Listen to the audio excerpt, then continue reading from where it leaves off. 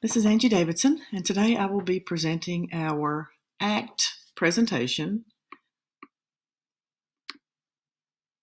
Our ACT team consisted of Melissa Roark, the principal, myself, Angie Davidson. I'm the middle school science teacher and also the gifted and talented coordinator, and also Dixie Combs, who is over the FRYSC.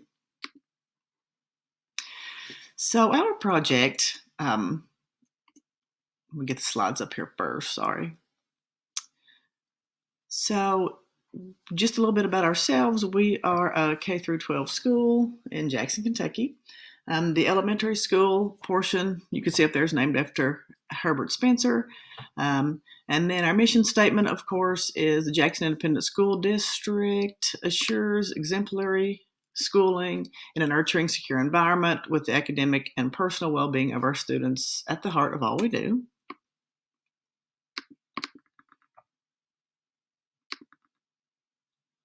So our problem of practice, and I'm sorry, I'm just moving this window around a little bit. Our problem of practice was the Jackson Independent School District will initiate an elementary academic action plan to increase rigor and achievement in grades K through 5, focusing more even on grades K through 3.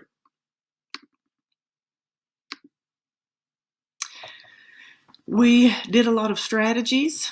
We had a lot of different strategies. You can see those listed on the screen. We had Gear Up. We had tutors through Gear Up, supplemental materials in math and ELA for 3 through 5. We did strategic PLCs. We used our ACT strategies from last year because last year our ACT plan was to implement some literacy strategies school-wide, and we have been working on those. We use Moby Max, Buckle Down. We use a lot of resources from Carol.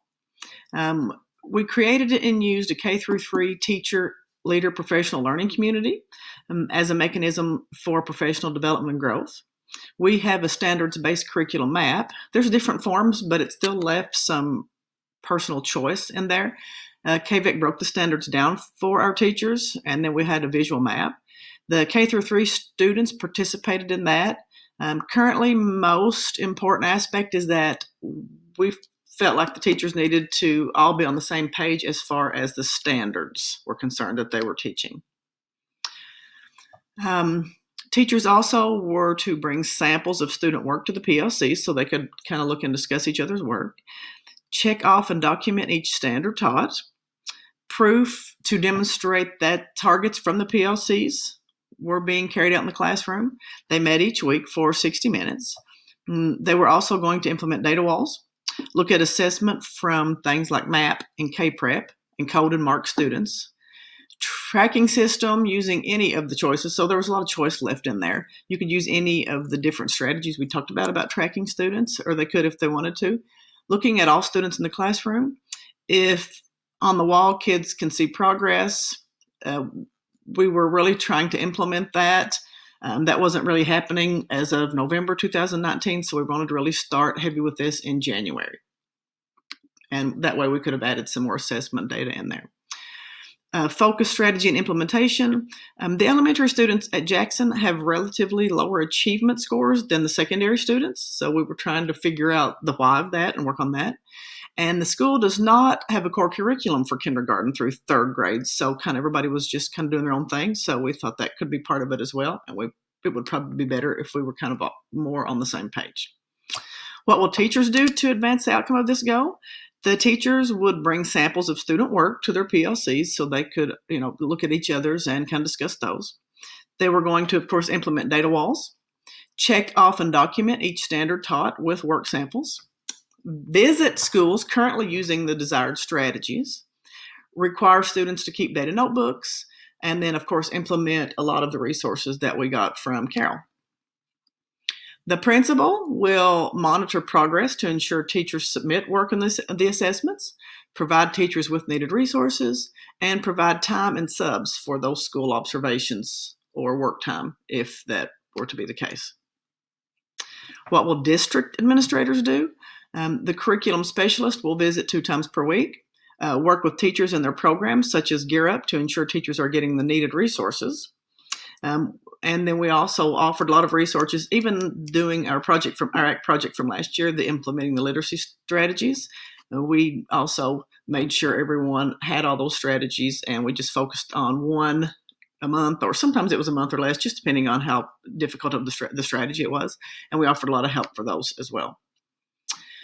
What were we using to measure? The improvements in K-Prep, that's what we were hoping to measure, used to be a measure. So far we had MAP in-house, so we were also going to use that. And just student preparedness for middle school, just once they kind of moved on, it was more anecdotal, but also just kind of what teachers felt at that level. Could they see a difference in these strategies that we were using? Data-informed decisions. After completing MAP during the winter session, teachers were currently working together to analyze current standards. Of course, due to budgetary constraints, instructional tools were limited. Through Gear Up, though, and ACT, the school will be purchasing a new reading program for the elementary. And then we will also be purchasing data notebooks and other instructional materials to aid in rigorous instruction and development. And if anyone would like any more questions, you can see our contact information. Also, just another note on that. Of course, sadly, we didn't get it to kind of push it to the end and get our data from the testing for next year. But this is definitely not something that will be just kind of dropping. This is a really serious, important need of our school. And so we'll be looking forward to kind of not really starting completely over, because I feel like we were doing a lot of great strategies through the work with this program. But so I'm kind of thinking of it as kind of like a leg up. We're kind of a little bit ahead of the process. So next year we'll kind of start the whole process over, but with a little more in-depth understanding of what we're doing. So I feel like we'll really be able to let the program take off next year. Thank you.